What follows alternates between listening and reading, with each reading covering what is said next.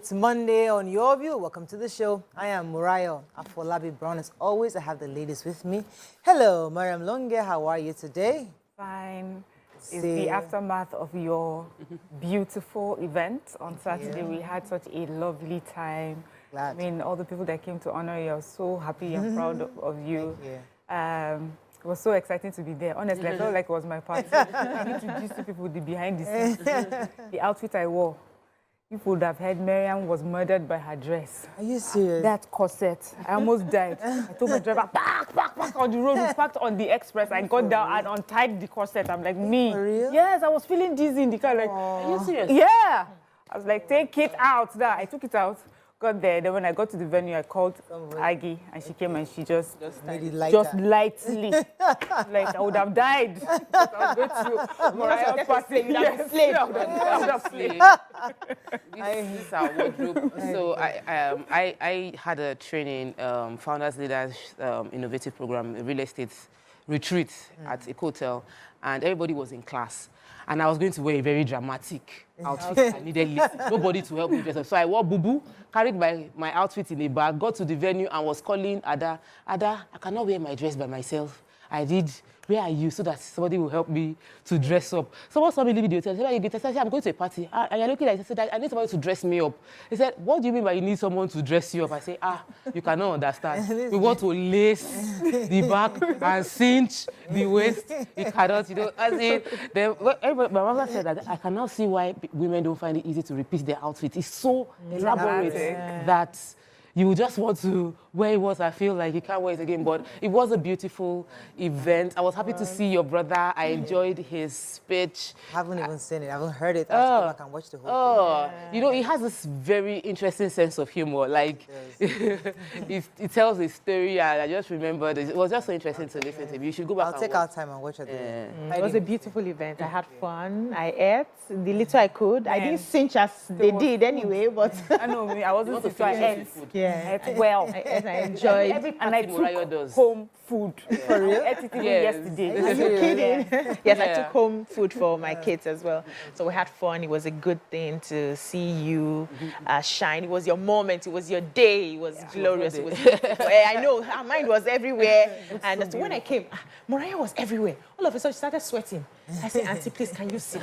Do you need me to help you do anything? But it was your day and it was beautiful. And I'm happy that a lot of people came out to really support you. Yeah. Thank you to all who came out. I was really happy to get. I was just worried initially because I was trying to make it. My husband was insisting we make it strictly by invitation, but I knew that lots of people wanted to be there. Yeah. I wanted to open it up, so I was like wondering that I hope it won't be too crowded and all. But I'm thankful that it was a good event, and I'm grateful to all of you that stood. The governor sent the deputy governor showed up. Thank you, Mr. Deputy Governor. I appreciate you being there. All the other special guests that came in, many who sent their reps, and then to my chief launcher, Chief Razak Okoya, sent his brother and his son to come. I really appreciate everybody. God bless you. Thank you. To the next 10 years. Yes. And then the book. You need to read it. Oh, yeah. The book is fantastic. It's a good story. It's a good story. You wrote it well. And you wrote it honestly. Lots of people. Some people say they cried, they laughed, lots of experience. It's a good story. And I just wanted to encourage Nigerians to tell their real stories. Yeah. Tell your real stories. Nigerian young people need to hear your real stories. Let's go on a break. When we come back, we'll go through the front pages of the papers. Stay with us. We'll be right back.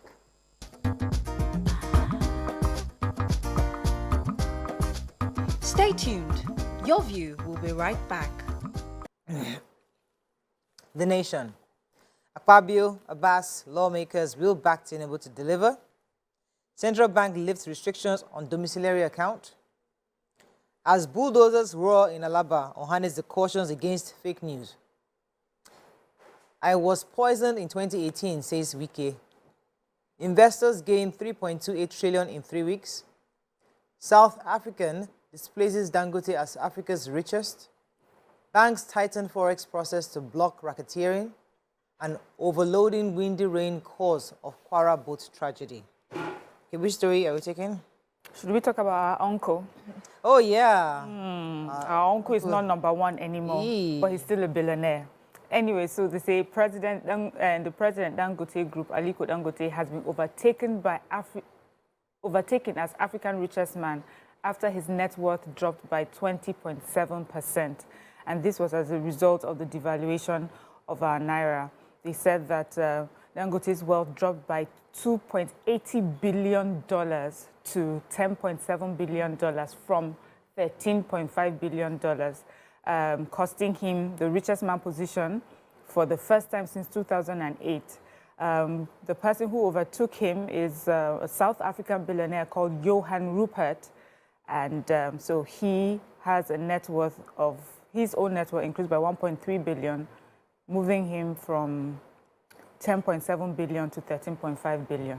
I'm saying that billionaires, no matter how many billions they lose, they're still billionaires. Yes, for us to just... Okay. And everybody's just one policy away from either losing or gaining. Let me talk about the demolition. Lagos State yesterday began the demolition of 17 distressed structures in Alaba International Market. And obviously, lots of fake news started saying that Lagos State was actually, the government was actually trying to target Igbo residents in Lagos, or victimize Igbo residents in Lagos. But actually, general manager of the Lagos Building Control Agency, that's Mr. Gbolan Oki, said that these structures had to be demolished because they've sent notices about 6 to 7 years ago, since as far back as 2016, 2020, and 2022, and several other issues this year to remind all the owners of those buildings that they will be pulled down. Ohanes Ndigbo has also sent a message across saying that people should stop spreading the propaganda, or especially media houses stop spreading the propaganda, that this was a direct intention to victimize Igbos within Lagos. According to their own investigation, the reliable information showed that the directive was not related to plazas and shops, and that the issue of it being victimization is fake and propaganda meant to raise tension and cause dissatisfaction between the Igbos and Lagos and their Lagos hosts. There's nothing of such. I saw the buildings. It wasn't looking good at all. Any reasonable human being would not want to be in those structures. They really looked bad. And they've been sending them these warnings from 2016. They sent another one in 2022. You know, they kept sending. And one of the reasons they didn't add it to the 340-something houses they wanted to demolition was the fact that they could not even ascertain the level, because anytime they go there, those people attack the officials. It's just, so as a result of the action taken at the Extraordinary Bankers Committee on Friday, deposits into withdrawal from the foreign currency accounts are now open. This is according to the Central Bank of Nigeria. So they are saying that a domiciliary account holder can now make daily transfer not exceeding 10,000 or its equivalent. The banks are to provide returns to the CBN, including the purpose for such transactions. Now, ordinary domiciliary account holders shall have unfettered and unrestricted access funds into their account. Domiciliary account holders are permitted to utilize cash deposits not exceeding 10,000 per day or its equivalent via telegraphic transfer. They also, said that one of the reasons they are doing this and having these policy changes is to promote transparency, liquidity, and price discovery in the foreign exchange market in order to prove or to improve forex supply, discourage speculation, enhance customer confidence, and ensure over stability in the FX market. So people are no longer afraid of having to be able to take their dollars out of their account or be able to pay their dollars. Yes, and even businesses. It didn't make sense. Yeah, you could only transfer inflow. You can't even do anything. You can't do anything. You can't get any amount. I just wish the dollars would be available when you want to withdraw. That may be another thing. But now that you can even transfer it, hopefully to... I want to take the story of former governor of Rivers State, Wike. He said that... I can't believe Governor Wike is now former governor. That's nice. But I feel that we will not hear the last of him, no matter what. Go ahead. It was a major Thanksgiving. He was doing a Thanksgiving, thanking God for his life, and he shared a lot of story. He had several near-death experiences. He said that in 2018, he was poisoned. He was poisoned to the point where he had most of his organs shut down. He thought he was going to die. And after a while, let me first mention that the president was represented by the governor of Lagos State at the Thanksgiving. There were about 35 members of House of Representatives present at the Thanksgiving, as well as the Senate president, all celebrating with him, and he was doing a breakdown of all that happened to him in the 8 years, that it was turbulent getting him to become the governor of Rivers State, and it was almost turbulent all through. Many people assume that when you're a politician and you have this position, all is well with you, but that wasn't the case for him, aside from being poisoned. After he was poisoned, he couldn't even go to any party member's house because he happened at the party secretariat. So he was suspecting everyone. He could not eat at anybody's place.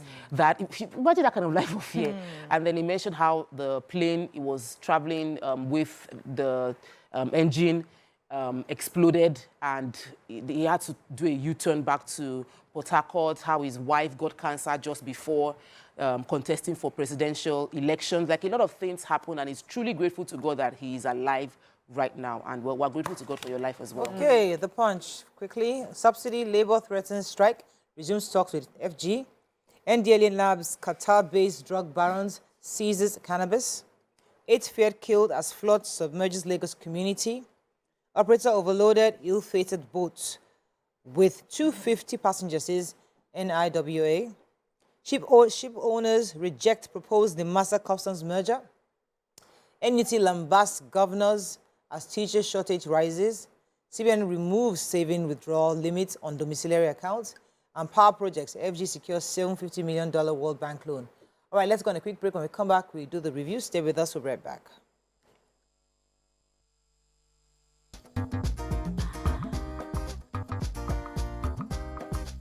Stay tuned. Your View will be right back.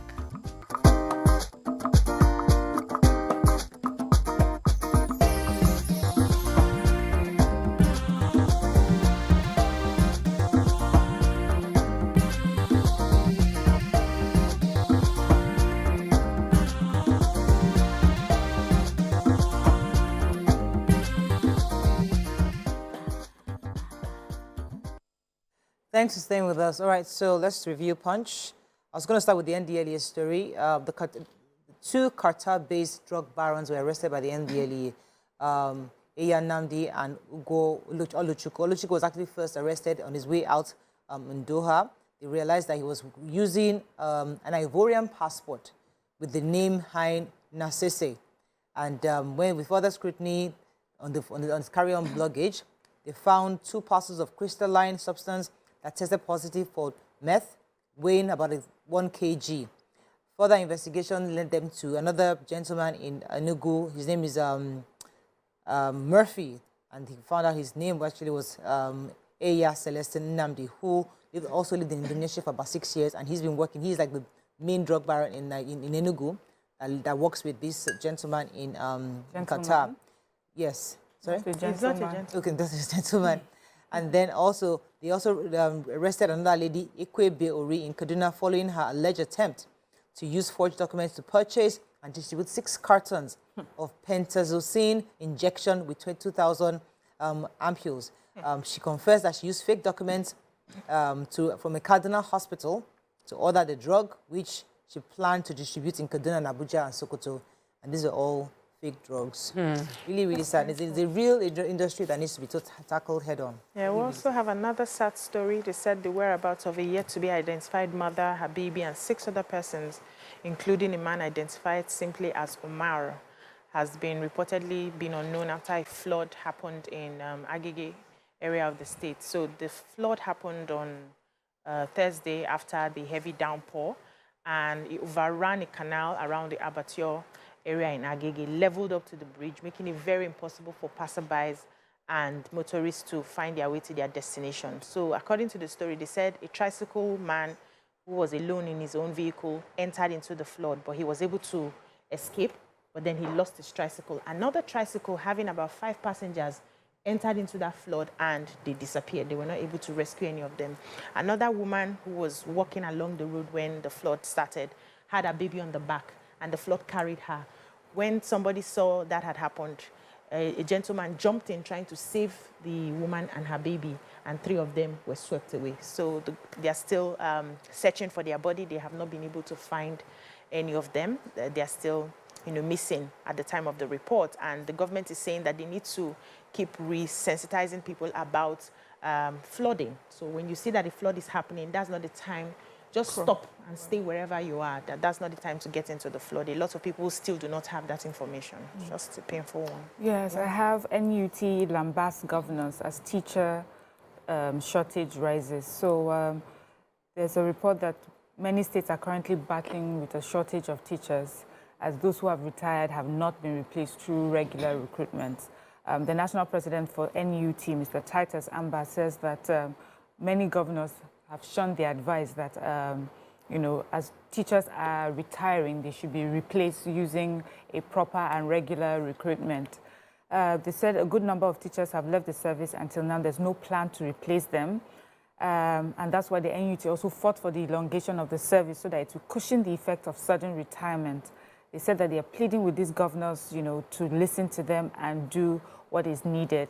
They also said that many states were named, you know, that were affected by, that were the worst affected, but it says it's everywhere. And also concerning the different subjects, it says different subject teachers are retiring yearly and there are no teachers to take up from where they have left. They said public, primary school, secondary school, so it's just all across board. They said that between 2022 and 23, no fewer than 1,500 teachers retired without replacement. Does not make sense. Then we have some reaction from the state governments. They said in Delta State, the former governor, Ifeanyi Okowa, had employed teachers before leaving office, and they were taken to the rural areas because that's where most of the shortages are. Yeah. Most of these teachers found their way, left these rural areas, and went back to urban centers. Yeah. So it's a two-way thing. Some of them do not like to be in those places. Yeah. It's such a huge, long report, so I think people should read up on it. I want to take the story about the NIMASA and the ship owners custom merging. The president, Bola Tinubu, has been getting advice from his Policy Advisory Council, and they recommended a state of emergency be declared on the revenue generation within the country. They proposing FIRS, that's for tax, NCS, that's customs, and NIMASA be merged into the Nigerian Revenue Service in order to enable efficient collection of direct and indirect taxes on behalf of the federal government. Now, there is a group of indigenous ship owners under the aegis of Ship Owners Association of Nigeria, and they have kicked against the proposed merger of NIMASA and Nigerian Customs and FIRS together, that this is not acceptable, that they know the president wants to get advice, but he should also consult with stakeholders within the industry. Speaking on behalf of them is the president of SWAN, Mr. Oyong. He said that NIMASA is an international body.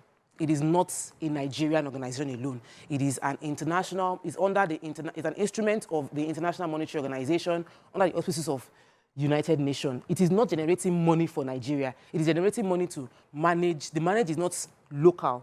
It is international managing the aviation industry. So they have a lot to say concerning how NIMASA is too important to merge with another. If money is passing through that NIMASA, and that money that could be used for Nigeria also. So the president is saying, if I have money leaking from there, if I have money leaking from NCS, and if I have money, merge it and I can monitor it properly, because right now it's about revenue. We need to go away from They oil. are proposing that if they do that, that Nigeria will be sea blind, because NIMASA is a security agency as well. So I think that it's important that they are brought in so that they can express themselves, and maybe they will get the answers they need before the policy then takes effect. Okay, Nigerian Tribune, CBN lifts cash deposits cap on domiciliary account.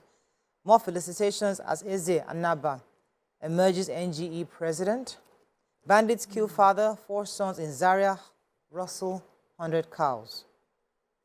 Disclose pension paid to you as ex-governors, Serap tells Akpabio others in 10th Senate. Lagos government begins demolition of 17 distressed buildings in Alaba. I was poisoned, flown to Beirut, suffered kidney, liver failure, says Wike. FG Malls set rationalization sale of refineries. Saudi Arabia announces June 27th Arafat Day, and police deploying mobile policemen to troubled Plateau local government. Okay, which story? I have a story from, they said suspected bandits on Saturday night at about 10 p.m. in Dorei, I think I'm pronouncing it right, village in Zaria local government. They killed the traditional title holder, the Ado of Birni and Kiwaye of Zazzau Emirate.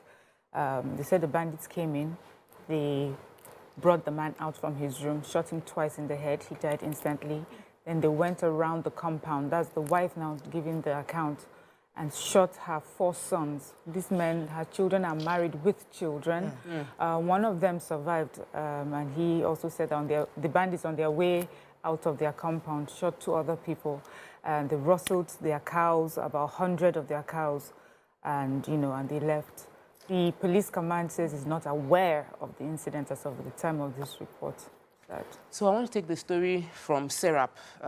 We mentioned it, but I'm happy that SERAP has taken a legal action. The SERAP is Social Economic Rights and Accountability Project, has urged the President of the Senate, Godswill Akpabio, and 13 other former state governors in the 10th Assembly to disclose the amounts they're getting as pension.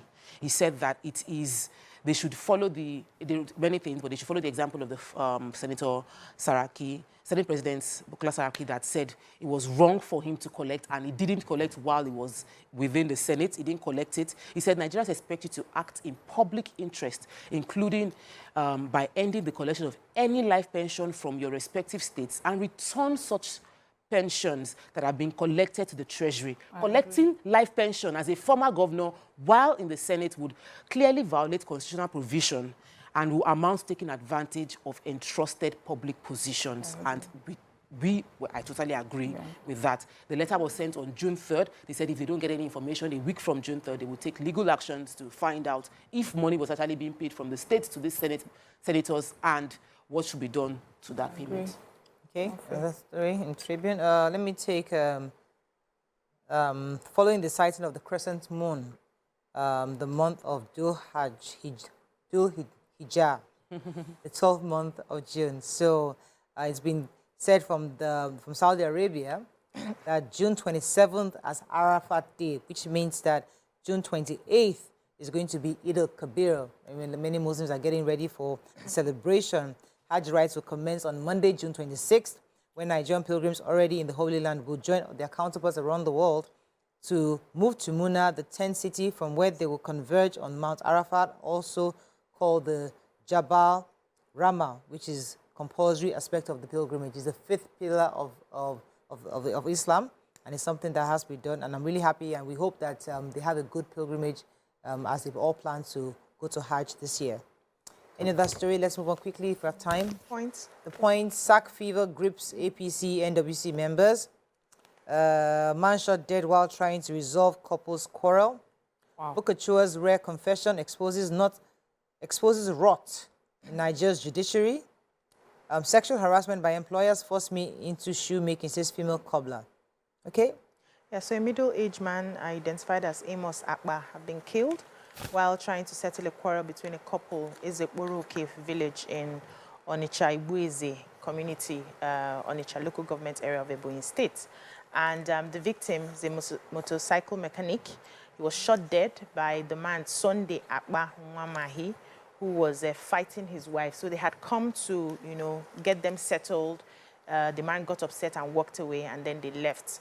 After a while, they decided to take his wife back to him, packed her things and took her back to her husband's house and tried to settle them. But then he came out from where he was hiding with a gun and shot. So we don't know who the gun was targeted at, but it landed in one of his relatives and the man died. The man is a family man. He has his own wife and children, and he lost his life just trying to settle their quarrel.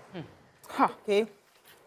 The Guardian, we have to run right now, but there was a story that caught my attention. Forced over bill to regulate Christian preaching.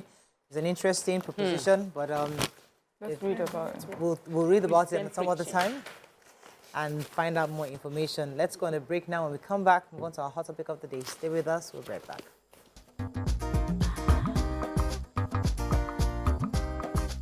Stay tuned.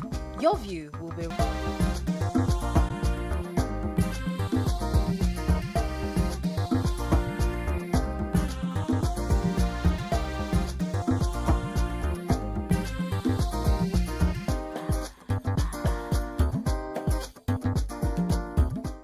Okay, thanks for staying with us. So yesterday, June 18th, was Father's Day, and many men across the world, many fathers were expecting gifts, celebration, and some love and tender care from their families. Some got it, others didn't. But what are your thoughts on Father's Day? Although many have, there's been a long complaint that Mother's Day have about 2 or 3 events in a year.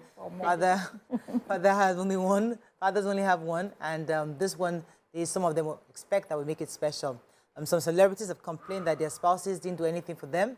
Ours was quite interesting in my neighborhood, but what are your thoughts on Father's Day, and how did you celebrate Father's Day? Is the conversation we'd like to talk about this morning. So yesterday, the community women in my house, they planned it. So unfortunately, because I had a party, so they didn't involve me, but they planned it. But I just got the brief of what to do. Mariah paid this amount of money to contribute. We contributed and we participated.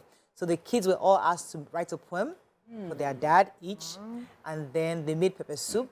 They made grilled turkey. That's the children? No, Okay. the mummies. Okay. So then they called the fathers together. We put a table and they put a chair around all the fathers to sit down, and the kids were all coming one by one to read their poems for their dad. And I recorded each. It was really, really emotional. I mean, they hugged their daddies. Some were crying of what their daddy had done for them. I mean, there was some girl just going on and on. I'm like, oh my goodness, your father must have really instilled information in your head. You know, she was so amazing. So it was a beautiful experience. And after that, we all had pepper soup and had fun. You know, we're chilling till like past 10. You know, but I think yeah, so that was a did good. something, and we did something for Father's Day. It was really interesting. This community is. Let me move into your I community. think they're really interesting. Yes, community. but those also one your community showed up for you on your. Oh yes, Amazing. they did. Amazing Showed up ladies. and showed out. Showed up and showed out. They did. Yes. Special meals, we are coming. So for me, it was first of all, of course, the schools have been sending messages, you know, to celebrate fathers. But my daughter, as usual, that girl is just amazing. I always say she's a special blessing to my family. Because if all my children were like my son and I, it would be a very boring house. So she had done, her father has been out of town for a while, and he came in late last night. But before he came in, she made a crown. A small crown, wrote my father, my king, and blah, blah. She put it somewhere. She made a box, a treasure box that had a gift inside. And she made another box. And then she wrote out, so it was a treasure hunt for him. So when he came in, he had to read it. First, he would look for the crown. He went, he found his crown. He wore his crown. Then he walked, found his box that had the mug, daddy's mug. Then he went in and found another one that had cake in it. And then had to go and find her. He found her, and they were hugging. And she was just amazing. She planned it all herself. Wow. Had no input. The only thing was I had to just make sure he saw the paper and start the treasure hunt. And he came in quite late. She stayed up for him. Waiting. So it was lovely. Oh, that's sweet. So sweet. Gorgeous. Thank God that the two of you have gist because I have no gist. We don't have. We didn't do anything for Father's Day. So I wished my husband Happy Father's Day. and I made my children to do a voice note for their grandpa to wish him Happy Father's Day. And because I've heard this beautiful story from both of you, I will compensate my husband and father.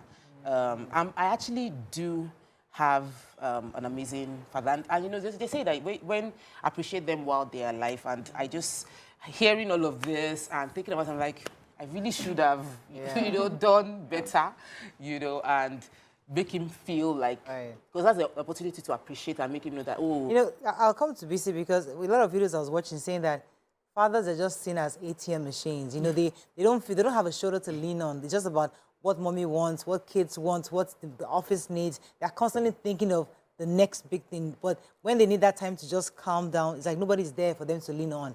So let me come to you. That's our case in Jesus' name. I am there every day for him to lean. So first of all, I didn't know yesterday was Father's Day.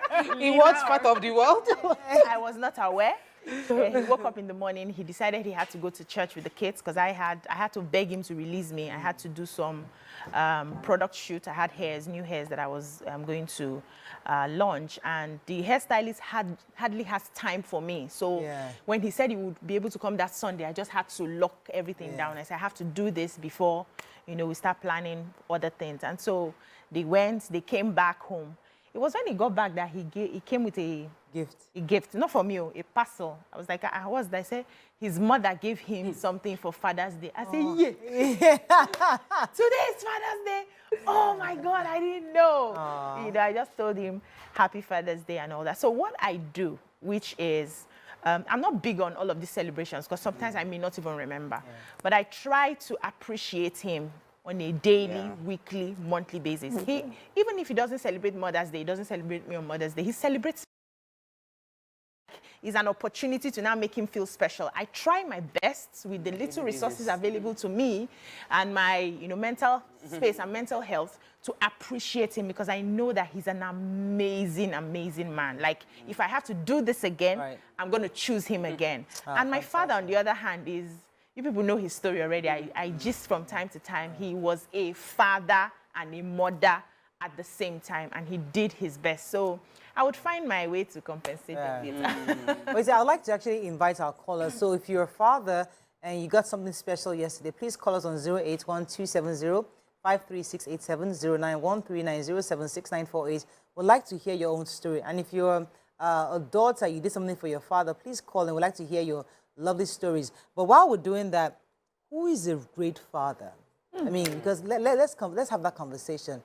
You know, people always think that it's all about the money he provides. It's always all about he just paying for school fees, paying for rent, buying us a house, a car. That's when the child sees a father, that's all they're thinking.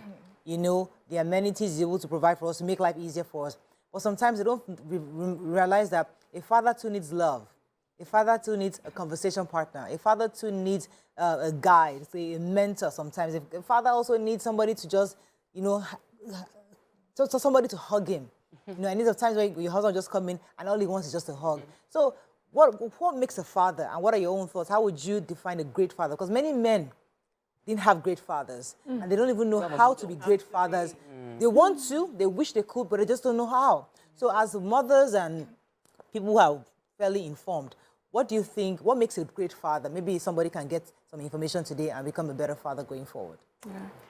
Yeah, so for me, I believe a great father is a man who has a vision, who knows where he wants to go. So I like the fact that you said it's not about money, because sometimes because of our insecurities and how life has treated most of us, we like to put money first. That's the first security we want to. So let him have money, let him have a good job, so that at least I know that I won't be hungry, we'll be able to feed the kids. But a man who's a visionary, who can say, this is where I see us in the next 5 years, in the next 10 years, in the next 20 years, and works towards it with discipline, is a good father. A man who is deliberate about his actions, about his thoughts, about his words, about how he communicates to his partner, how he's intentional in relating to the children, how he doesn't just allow himself, after all, I did not receive any of this from my own parents, and you're not intentional about the kind of relationship that you have with your children. That is a great father. A man who is really intentional. We have young fathers who have said, we didn't grow up in a place where our fathers paid attention to us. But now we are relearning. We are learning how to become better people for our children and our spouse. A man who is really deliberate about being the head of his home, being the leader in his home, being the go-to when you think of the authority in that home, being that go-to. A man who would even, most of the time, suppress his own needs just to be able to, show up for his family in the ways that he can. Okay, let me take this call. Good morning. Are you there? Hello, good morning. Thanks for calling. Olabi, you're live. Yeah. I don't really want to say much about the Father's Day, but a good father is inside of you. Is inside, because there are some fathers that even have it all and they are busy schedule, like this and that. There's a time for family. For me now, yesterday is my daughter's birthday, and still it's Father's Day, so I have to take them out to the good beach after. Not that I have all the resources available, but I always decide my need for them always. My home can become second. Thank you. Have a good day, later. Thank you very much, Olabi. So Bisi was talking about fathers have to be visionary, deliberate, be leaders, intentional. These are all great attributes. What are your own thoughts on how, who's a great father? For me, a great father is a man that understands that he's responsible for the life that has been given to him. When you become a father, that means you have children, right? Or you have taken responsibility for a group of people. You might not be your biological children, and some are biologically yours. But once you've taken responsibility, a great father is a responsible person who understands that these people depend on me, and I would fight for them. I would stand for them. I would speak for them. I would defend them. I will be responsible for them. He's not perfect, you know, and he understands he's not perfect, but he's willing to stand in that gap. I think, and he's present. So being responsible is not about money.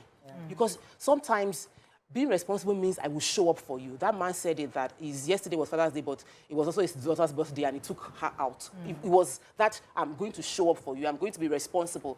I would speak up for you. I would defend you. If I hear anything is happening to my children, I will go there. I can sacrifice my life for this person. Is that not too much pressure from the father? Because we get, I mean, we know that's a good thing, but sometimes they feel that pressure, like everything is me. I have to be No, I I don't think it is one way. I think that if you ask me what a great mother is, I'll say exactly the same thing. I would say a woman who is responsible for the children, who would sacrifice for the children, who will stand and defend the children. Because really, what makes a good husband, or a good father or a good mother, is that ability to love, be responsible, make necessary sacrifice at the right time. And it's not perfection. It is not that ideal world. It might not even, it might have vision. It might not have vision. But if you are in that moment where we are, you know, I've seen men that are not, that we don't like it, they cheated, they have multiple wives, they made several mistakes, and all their children will line up and say, he was a great father. Why? Daddy always had my back. Daddy always stood for me. Daddy always told me he loved me. And even though he's not perfect, we love Daddy. Okay. So that for me is very important. Good morning, Anthony. Thanks for calling. You're live. Go ahead, please. Thank you. And first things first, just to say congratulations to 10 years, 4 years, you also actually watching all of the ceremonies last week. Thank you so much. I can hardly hear you, but go ahead. Thank you so much, Anthony. Oh, okay, sorry. Yeah, okay, I'll try and speak my voice. So, just a quick one this morning.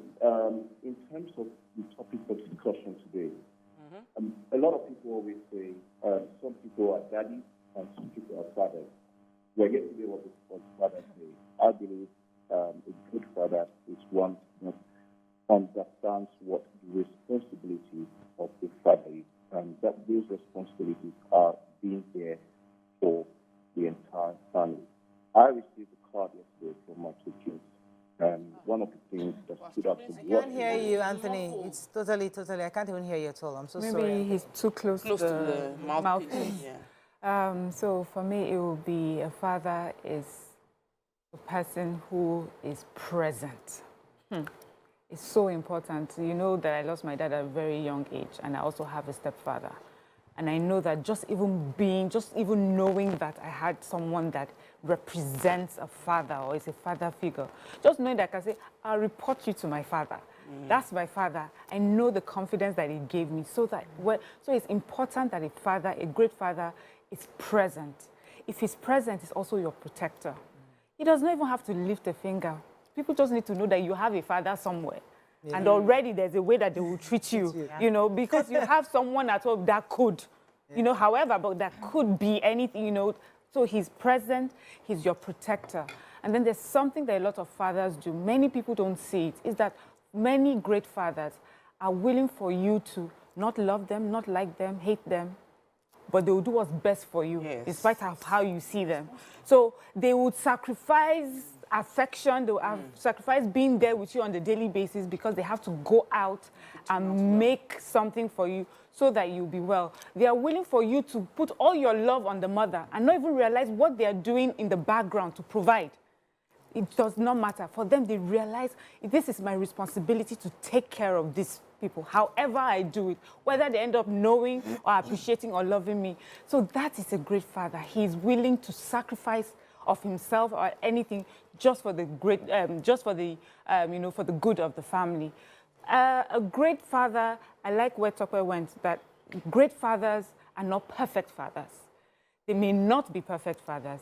They may make mistakes as husbands, as bosses, as, you know, even as fathers, they'll make mistakes, but they are willing to learn from it, willing to do better because they have seen, you know, they are learning from it. They are constantly wanting to do only that protects their home, that protects their children. They nurture in their own way.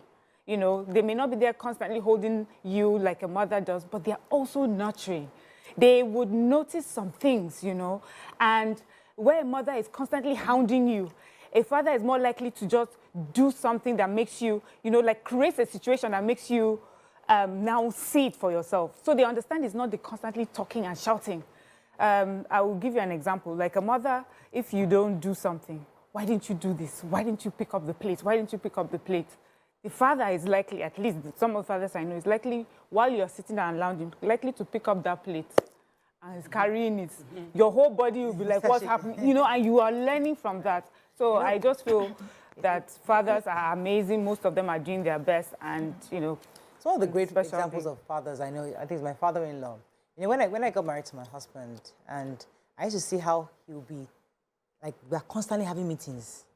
Daddy is giving stories of what happened, you know, as a lecturer, he's giving sermons and talking. And I'll just say all the students sit around here and they're all listening. I'm thinking, guys, man, we've been here 1 hour. What's going on? What's happening? You know, they're all there listening with rapt attention. Initially, I was like, what is going on here? But then when I realized that everybody does it, and mom sees, they were all just there listening. I was like, okay, I just have to join the party and listening.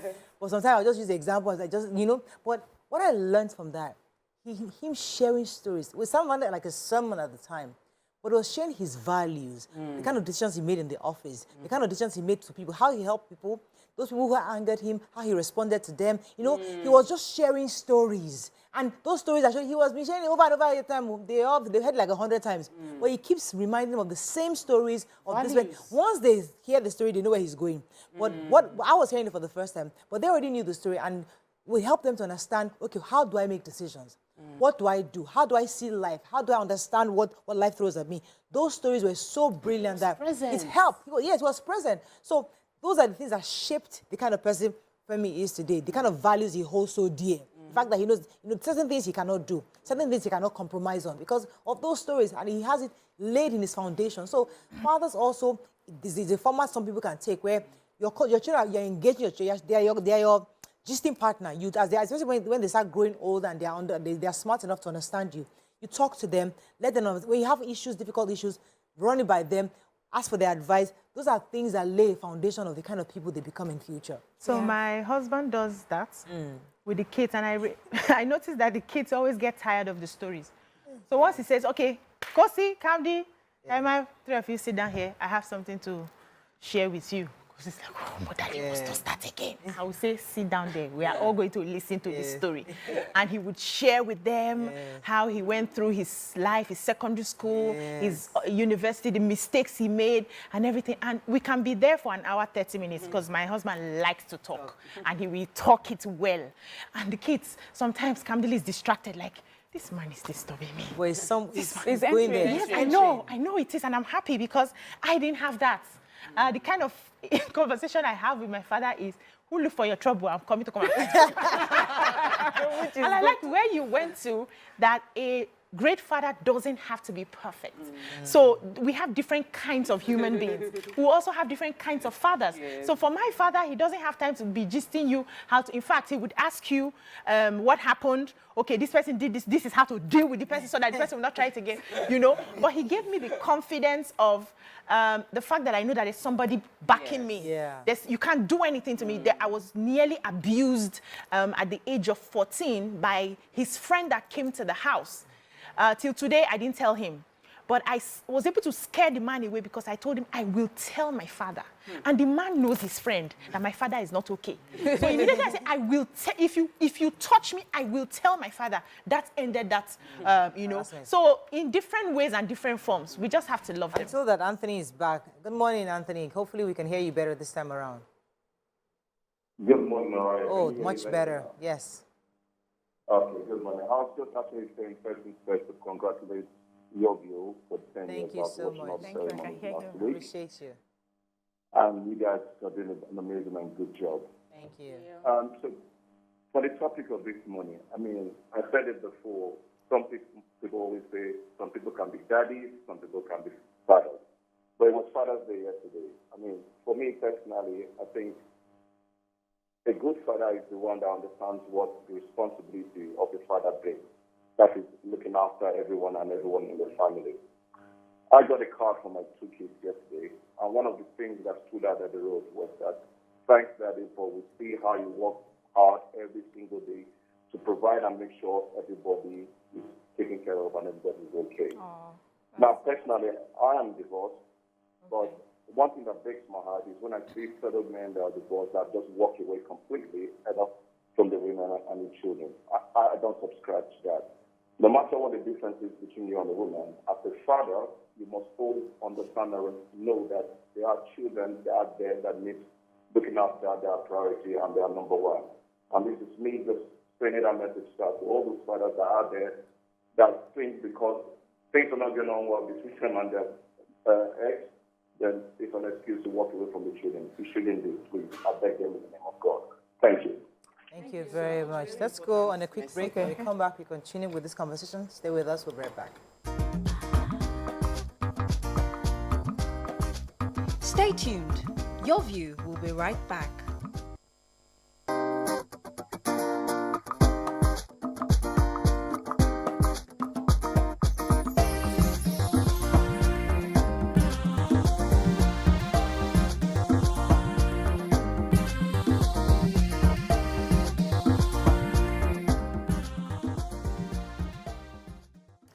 Thanks for staying with us. So we're still discussing fathers, and we've not even discussed single fathers.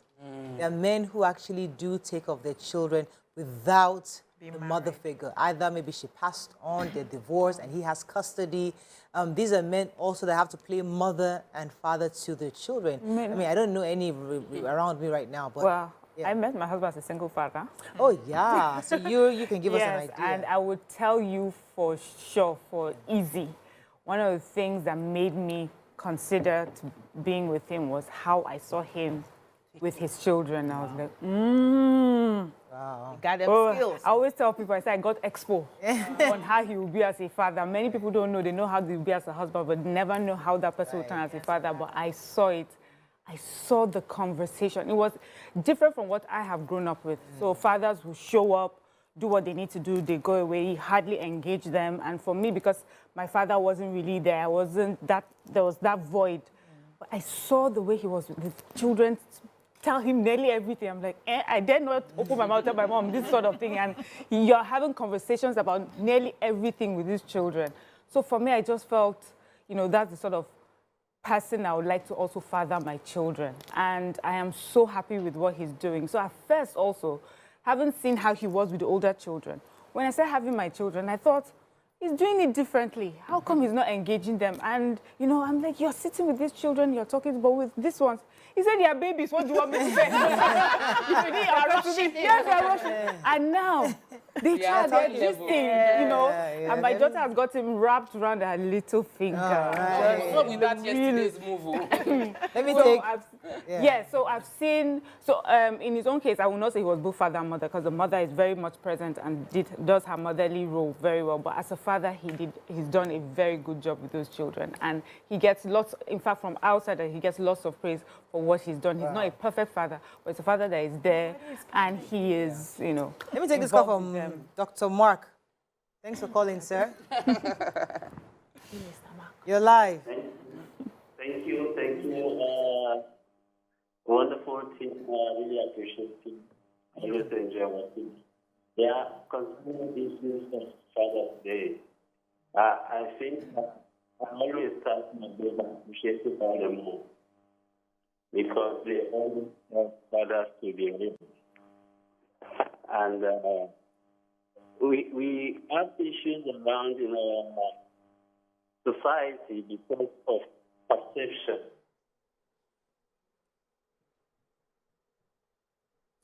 Dr. Mark? Oh, we lost him. He was talking about society expects perfection from men, or something like that. I didn't hear it. So I want to talk about the discipline, the discipline part of a man. So a father, having a father. So someone tweeted, I think her name is Sarah Says Stop. He said, other women, nothing sexier than a dad holding a baby. He said, for me, nothing sexier than my husband using his thundering dad voice to threaten our children into behaving when I've abandoned all hope. I connected with this. Because sometimes you will be saying, they will not hear, and he will just come in, and he will just say, sit down, and everybody will sit down. I'm like, okay, I've been trying to get them to eat food. I'm like, they don't eat fish, but I want to say, don't worry, put the fish on the table. He will sit down with them, and everybody, they will eat the fish. I'm like, what is it? How does he get them to do? So with my own husband, it just has to be around. And they will just comply. Everybody comply. So, and there's been a strong statistics that shows the presence of having a father in the home and having a more disciplined, well-rounded children, having a father in the home, and the girls being more confident, being able to deal with sexual advances better, a present father, let me qualify. And there are even many statistics that prove that the presence of a father helps in shaping the men in the house into being better boys when they grow up. So the role of a father cannot be simplified into provider. Because being a provider is the lowest level of what a father is doing. And there are many fathers who have stepped up in providing that support. You know, we go to school now, and many fathers are doing school runs. It wasn't usually like that. Thank God You for that. see lots of men doing drop-off and doing pick-up, and it's a normal thing. PTA, you see men. And I really need to celebrate all fathers who are making the sacrifice to attend to those activities. Let me take this call back. Dr. Mark came back. Good morning, Dr. Mark, again. Thank you. Good morning. Okay, good to have you back. You were saying? Yeah, I hope it's clear now. Yes. Okay. Yeah, I was talking about the societal perception about men, and somehow I always first appreciate the women, the moms in the house, because they help to give a better picture of who a man should be to the boys, just like they do for the girls. So when you have homes and environments where the picture they paint about a man to the boy is faulty, you can be sure that he may likely be a wrong father.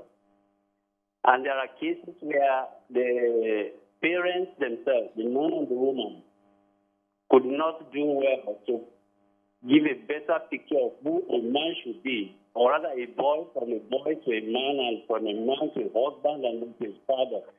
So for me, I do appreciate my mom, who helped us to appreciate our father, and who at the end of the day, helped us to also become better father. Even though my father gave a picture that it took me time to understand, that was because of his profession. He doesn't interact with babies easily. He looks at them as a baby cause because he felt if he handles them, we may squeeze them. So I thought that's how fathers should be handling babies. It took me time to overcome that. I'm just trying to say there are perceptions that fly around our society. Right. Thank you very much, Dr. I need to Mark. just talk about this baby thing, because honestly, I think in the first, I don't remember anymore, because I've not had babies in the past 7 years. But my husband was a diaper changing pro. Wow. As in, I think by from about 6 to 2 months was already bathing. We could bathe the kids. I would just, he would handle them. And I don't know why it wasn't normal. I didn't know it was not a normal thing, but I just expected that he was going to do it, and he did it. And I later found out that not all men. I can tell you that my husband, I'll say, never, ever change one diaper or bath one child. He's like, he doesn't even know what's going on in that department. Once the child is ready, let me carry the one. You know, but diaper, Baba has never changed one diaper. I can say it on TV. He has never changed any diaper. My own husband is a night nurse. At night, when you need to sleep, he's sure that he's up. Oh, wow. Holding that baby so that you can sleep until you wake up. You guys have amazing experiences. My husband went to the guest room. So that you can take care of the baby. And he carried to guest room. But so we have different experiences. Yes, we do. And it's okay for the experiences to be different, so that people don't sit down back home and then they are looking at the man that you cannot even do diaper, you cannot even carry the baby, you know. We all came from different backgrounds. It's okay to also have different experiences and different expectations. And I believe that that a great father, one of the things you do is to create your own culture, to identify what you want for your family. And that's why you must, first of all, have a vision for what you want for that family. Then create the culture that works with your strengths. So it amplifies your strengths. You know what you are supposed to be doing, and you show up and do it, even in the little ways. So if Tokpe's husband cleans diaper and you can cook, it's not a big deal. You can do the one you can do. If you cannot even do any one, and you are not that type, like my husband cannot cook, cannot boil water. That's the fact. But I'm okay with him because when it comes to shared responsibilities with the kids, he takes up. He nurses my baby. He will back them. He will wake up in the night. He will do the diaper and all of that. But he can't enter the kitchen. So if I don't give him what to eat, he will starve. Or now that he can afford to buy food, he will buy food, right? So I'm not going to judge him because he doesn't do that aspect. I know Tokpe's husband cooks very well. So create your own culture and what works with you. The idea is to model the right values to the children. The young men would see what you do in the home, and then it gives them an idea of how they are to be. And one of the reasons we have a lot of men who are not really organized in that sense is because they didn't see it being modeled to them. And I also want to appeal to the men. You know, today is your day. We're hailing all of you to try also to read and learn. So don't think this is how it was with my father's father, that is how it's going to be for life. You can try and make some little steps according to what you need. We have very few minutes left. Like, who can a father lean on? You know how men, you know how he's talking to their wives. To certain areas, you don't feel like, I can talk to my wife. They just need another male figure. But many of them find it difficult to open up. So who do you think, or who can we advise a father listening to us, right? Who can they talk to? Maybe he's an orphan, doesn't have any father figure. How do they open up to share their burdens? Is it they go to their pastors? Many husbands don't like to go to any pastor. They don't. Many fathers, some do. I think that you need to. I listened to Bishop T.D. Jakes' Father's Day message yesterday. You need to see men crying in the church. And when I saw them, I was like, a lot of men have a lot. Yes. And so what the bishop did was to give them the opportunity to let it go. He cried. As he was preaching, it was like he was saying, and as everybody else was feeling like, we can come to the Father. That was what he was saying. That your Father in heaven is waiting. And no matter how far you think you have gone, whenever you come, he will set a party and wait for you. I think it starts from people getting all our men need to build a spiritual relationship. Not religion, not spiritual connection with God. Because sometimes if you cannot unburden to anybody, you can unburden to him. It starts with that. And there are communities that are supporting men right now. And men should drop it's a open space. I remember Lanre Olushola did a program for men. And I think I've seen one with Feladro Toye too. The program that brought in men on demand. Pastor Niya Adesoya did something like that. So that's on the Christian faith that are bringing. No, the language that was not it wasn't a Christian thing, but it was just allowing men share their own, and we should let men, like Bisi said, we want to appeal to men. It's heavy to carry this burden. You're carrying a load. So I feel for men, I don't know if the word should be a trap. So the trap would be, they are supposed to be the protector. They are supposed to be the leaders. So how do you now come to the person that you're supposed to be leading and protecting and showing your vulnerability? They are afraid, not for themselves, even to worry you even more, you know. I know that some people have close relationship with their fellow men where they can tell each other the truth. But with men, you know, they don't cry and they would yab each other on things like that, but they are still encouraging each other, you know, in those ways. So men definitely need to have a support system. Right. They need to have friends that they can support. I like the Christian part. I don't know for our Muslim brothers, we know what they do, but I know that men have communities where they go and they talk, talk things out. You know, we talk about men hanging out and drinking. Maybe if they realize that, I know it's a community in that drinking, but can we take out the alcohol? Because it affects a lot of other things and just have that community. All right, we have to wrap up on this, but I think it's also noteworthy to just say Happy Father's Day again to all our fathers out there, to all the men out there. We appreciate the work you do. The children appreciate the work you do. We appreciate the work you've done for our own fathers who are still alive. God bless you. And let's go on a break now. When we come back, on to our Let's Talk segment. Stay with us. We'll be right back.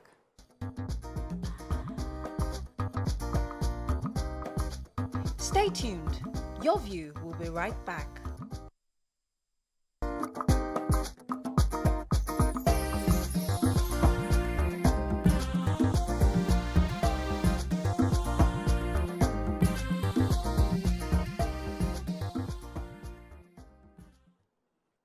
Thanks for staying with us. So, joining us on the show right now is the youngest lawmaker in the 10th House of Representatives, 29-year-old Honorable Amarachi Okachi. He will be speaking with us on how he was able to pull this remarkable feat at his age. Good morning, Honorable Okachi. Are you there? Good morning. The name is Akarachi Amadi. Thank you, Akarachi. Thanks for that correction. Thank you so much for joining us this morning. And we were so elated to find out that we have a young Nigerian being part of the lawmakers in our country. This is a good development. Tell us a bit about the story, the background story to achieving this laudable feat. Good morning, everyone. Thank you for having me. Well, the background story is just, it has to do with the vision that I had at a very young age. I didn't know what position I was going to run for, but I knew I wanted to serve my country. And I did all I could to prepare myself. I tried to be my best in everything that I found myself doing. And well, for this particular election, I would have to first and foremost be grateful to the House of the, I think that was the 8th Assembly that passed the Not Too Young to Run bill. That without that bill, I would not have been eligible to contest for the Federal House of Representatives in 2023. And also, I think I would say the love for my country. Something happened when I just got married in 2019. My wife was, she was pregnant at the time, and with almost, it was like a normal practice that once you have money, that your family should go abroad to give birth. And I told her, no, that we're going to give birth in Nigeria. I don't think there's anything wrong with doing that. Unfortunately, I had baby, and 3 days after, he passed. You know, and this was I was in one of the best hospitals in Benin, but it was a private hospital. But when there were some complications, they were referred to UBTH Benin. You know, and I would say it was a wake-up call for me that, look, it's not a matter of how much money you have as a Nigerian. It's not a matter of how much contact you have, but there's actually a Nigerian problem that you have to try your best to fix. You know, so I was determined that I was going to run for elective office. I was going to run for the office of the House of Representatives, and I was going to try my best to put forward some good legislature that will help our public sector, especially in healthcare, to do better, because I don't see any other option for me other than Nigeria. Right. I don't see myself, and thankfully since then I've had two beautiful babies, and all in Nigeria, and all doing well. So I believe in the Nigerian project, and I don't want to just be a bystander. I want to play my part in making sure that this Nigerian project works. All right, we'll get a few more questions in for you. Your story is so touching. I feel that I shared the story this morning in the makeup room about my mom losing her children before she had me in the hospital to Nigerian hospital syndrome. And so just hearing you, I just feel so connected with your story, and I'm happy that you have a testimony after that. I'm also happy that you chose to do something about your experience. But we know Nigerian politics. It is an expensive journey. Yes. It is a place where you're supposed to already have track record, or your dad or mom. So can you be honest with that side of your story? How did you get to be, how did you even get to contest? Get the ticket. To get the tickets? Okay, thank you. I think I'll put it to God and hard work. Let me start from my parents. My parents have never held any political office before, not councillor, not not any appointment whatsoever. But I have always been interested in politics. I'm an engineer by profession, but to shock you to know that even in my SS2 days, I was the only science student that was doing government and literature. Yeah, this was how interested I was with government and governance. For the ticket, I chose the platform of the APC because for me, it was an APC legislator that gave us that not too young to run bill. You know, I remember when the then president was signing that bill into law, he said, yes, this bill is good, but please, it should take effect after my re-election. You know, it was on a lighter note, you know, but I was happy that in the shortest possible time that an APC government came on board, that they were able to put such a bill that would give us, the young ones, an opportunity to get into the mainstream politics. Yes, politics is very expensive, and by God's grace, I was blessed to have made a lot of money at a very young age. I might be young, but I have a lot of experience, being that I entered secondary school as an 8-year-old. So I was done with secondary school early. I entered university. I was done in my university at 21.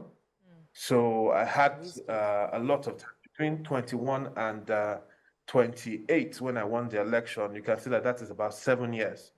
7 years is a lot of time. If you're in my industry, I'm in oil and gas upstream. So I was able to make a lot of money, keep that aside, and I was able to introduce myself to my people. It's not about money. A lot of people that I contested with had more money than me. But for me, I had that bond with my people where I was always connecting with them. They were only seeing me. I think I was one of the first lawmakers or first people that was campaigning for federal house that did not go to the 24 wards. I went to the 63 autonomous communities. I went to see every traditional ruler. I went to see every youth president, 63 of them. I went to see every woman leader. I went across party lines. I didn't believe that if you are doing something, you must do it for just your party. I believed in you are going to represent people. The party is just a vehicle. So why, because you are contesting an election, should you now put aside every other party member? So I ran a very inclusive and robust campaign that saw me go to every single market, saw me go to primary schools. The primary schools pupils, they are not going to vote for you. But for me, I know the impact that my primary school left on me. So I didn't want to just stop at where I was going to get immediate votes. I went to where I could actually give inspiration to these young ones growing up that, look, just do your best. I was a product of the primary school system, and look at me here. Let me get a few questions more in for you. Go ahead. Yes, so Yeah, go ahead. congratulations, you're very young to be in the House, but the question is, how do you plan to give your people quality representing? I'm sure you've studied what happens in the House, how the laws are passed. How do you plan to be above board? How do you plan to do it in such a way that you will be recognized and your bills would, be accepted or make sense? What are your plans? All right, thank you. For me, age has nothing to do with capacity. I have been able to prove that in my business sector over the years, and I will take that experience also to the public sector. The House of Representatives is a collaborative space. You cannot pass a bill on your own. You need the buy-in of your fellow legislators. You need the buy-in of majority of the people that are sitting in that plenary. So I have set up a robust team led by my senior legislative aide, barrister of over 30 years post-bar experience. I have interfacing with my people to make sure that the bills that I'm passing are bills that would give my people immediate relief. And I have that network. For instance, we're in a group called the Young Parliamentarians Forum in the National Assembly, where about 43 of us that are under 40. And that is one of the groups that we want to leverage on to make sure that we have a reasonable number of us that are pushing for bills that are going to take care of the gap that we are facing as youths, take care of the gaps that we are facing as what I would call people that are critical stakeholders in this country.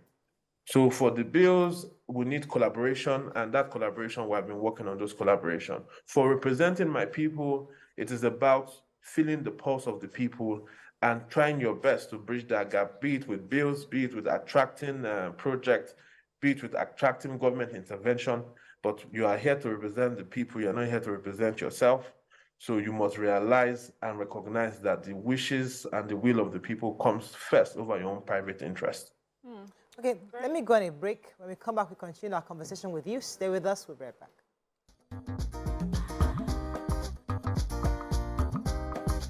Stay tuned. Your View will be right back.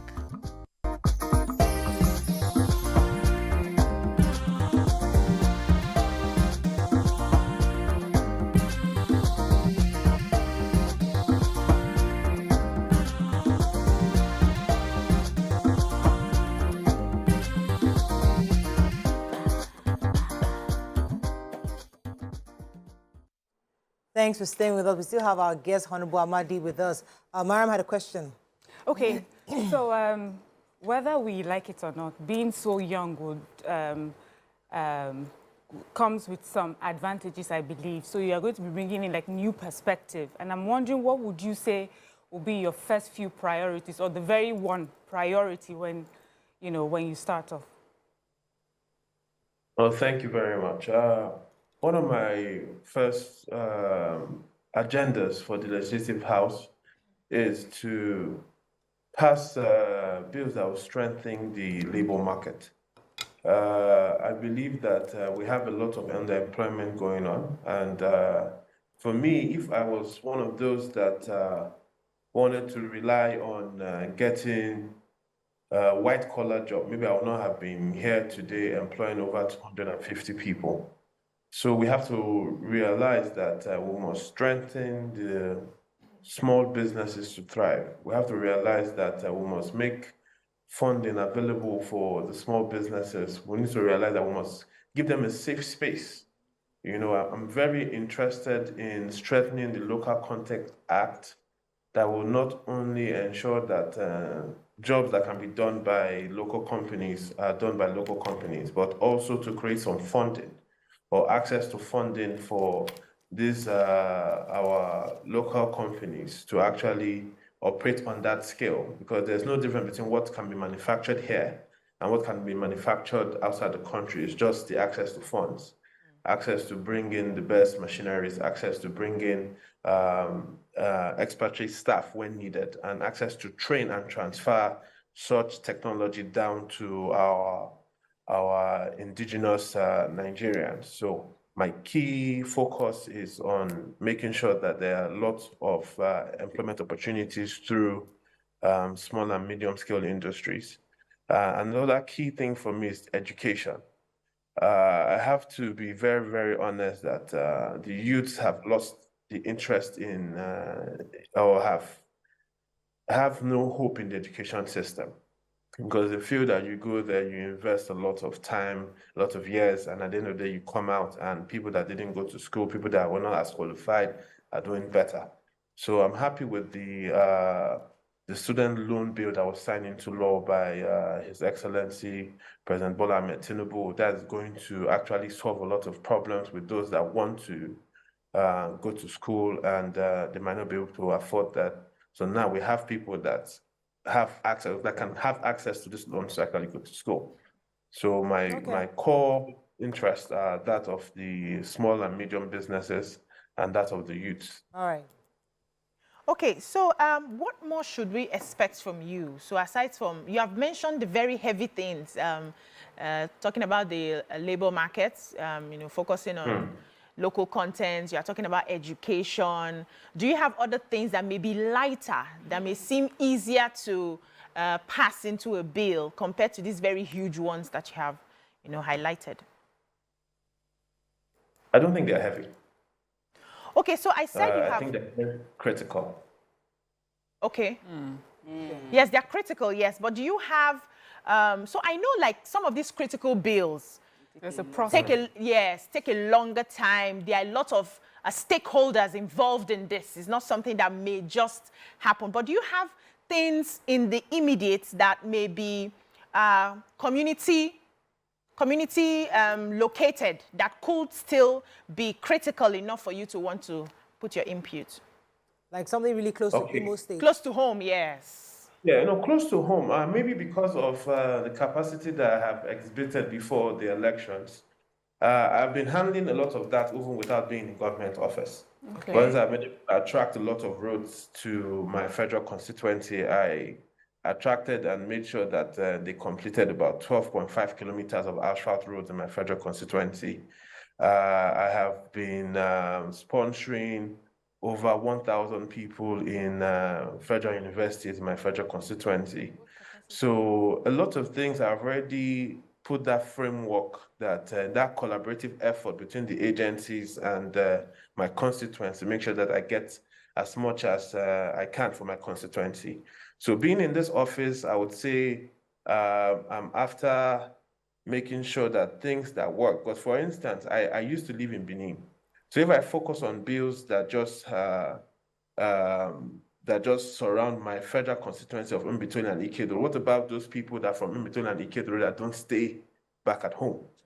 You know, so I want to be more broad-minded. I want to be more inclusive in the bills that I put forward to see how they can reach the majority of Nigerian youth, because other than my federal constituency, I also represent the youth constituency. Okay. All right, one of the key issues many Nigerians have, in fact, the perception Nigerians hold concerning the National Assembly is that they are eating all our money. You know, when you hear people on the streets, oh, they get fat salaries, you know, or, you know, these are cliche questions, but the truth is that since you are just new going into the National Assembly, before you now go and enter all the mixing, tell us, would you be willing to share with us or clear the air on those gray areas Nigerians are always asking about? Because every Nigerian always feels as if once you enter the National Assembly, it's 30 million naira a month you earn, you have all these fat salaries, and you don't think about Nigerians anymore.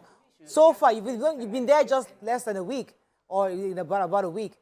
What have you heard? What have you seen? What are they saying? What does your letter say? Did the letter say that you're earning 50 million a month?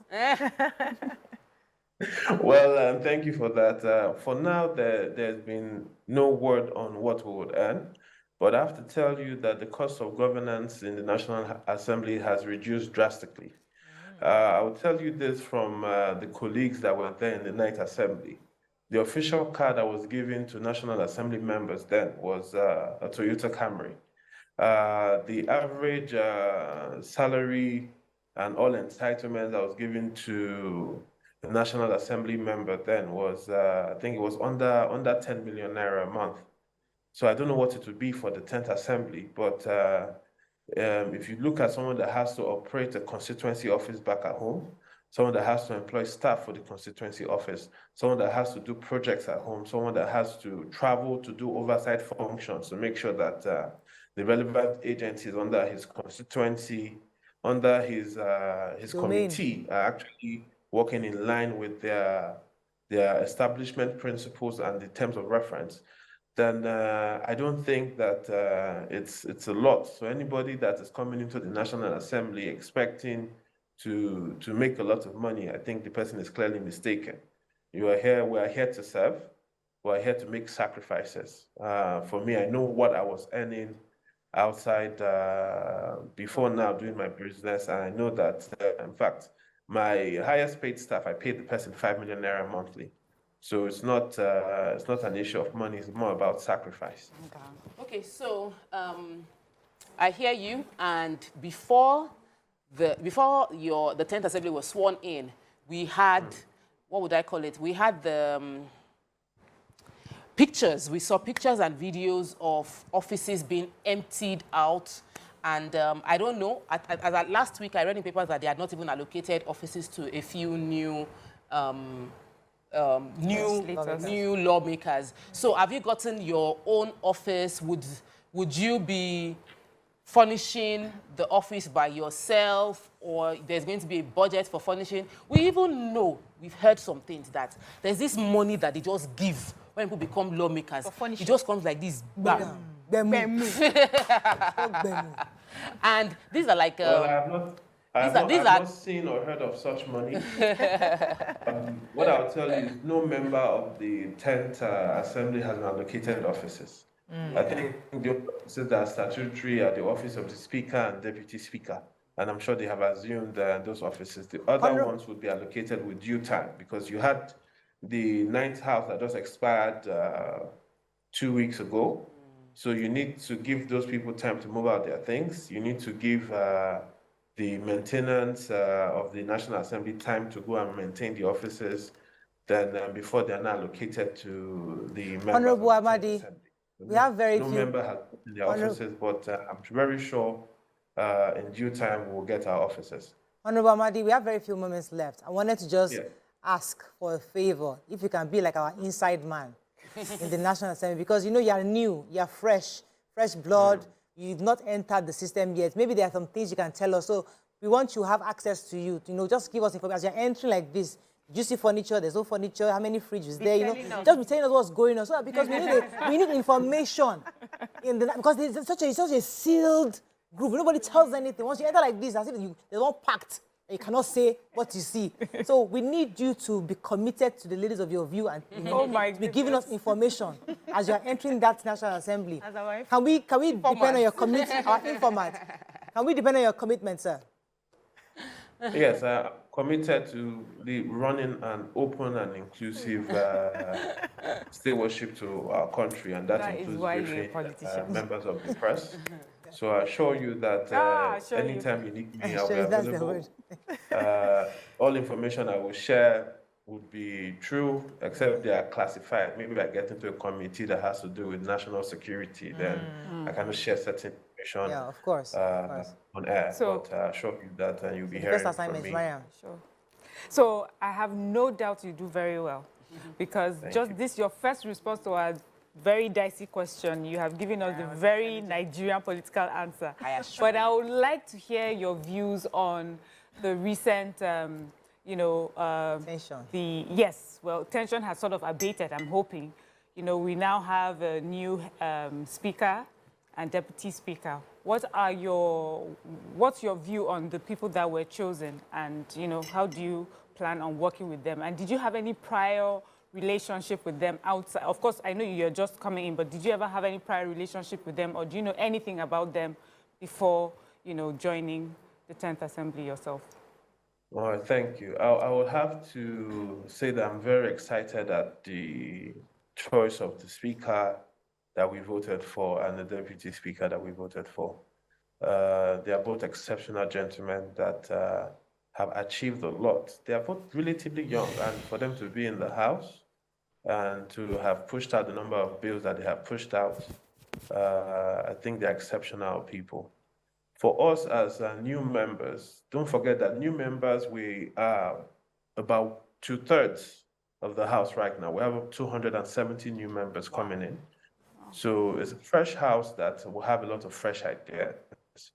But it's good to have people with experience that can drive this 10th House. And I think they have the right experience. I think they have the right open door policy. I feel they have the right consultation, because you can imagine a speakership aspirant that went to consult with every state caucus.